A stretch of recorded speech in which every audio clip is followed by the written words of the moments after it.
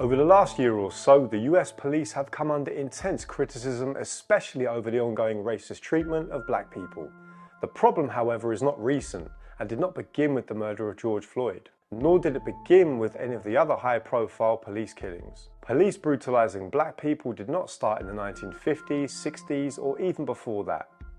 To understand the core of racist policing, we have to go way back in history to a time before there was even any such country as the United States. When the first Europeans landed in the US and the first Dutch slave traders arrived in Jamestown, Virginia in 1619, the brutalization of black people began. The promise of the so-called New World was not forged by fortune and adventure, but was written in the blood, sweat and tears of African slaves. Black people who built America as we know it were treated as property and needed to be controlled. With this in mind, the first slave patrols were soon formed, and it would be these slave patrols which would eventually morph into modern police forces as we know them. Slave patrols carried badges very similar to police badges used today, and the job of these patrols was to catch runaway slaves and return them to captivity. Slave patrols were also known for catching free black people and sending them back to slavery.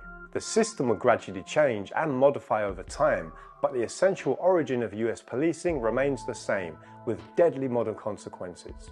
Black people remain violently treated by the state by officers in uniforms from slave patrols to the modern day, despite some arguing that huge progress has been made.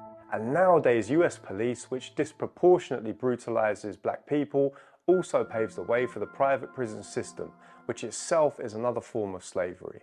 There is little doubt that the racist legacy of slave patrols has left a dark shadow over modern policing to the point it may be beyond reform. Policing in the United States needs a serious radical overhaul, but for that to happen, its history rooted in slave patrols and the modern role played as part of a deeply corrupt anti-black criminal justice system must be accounted for.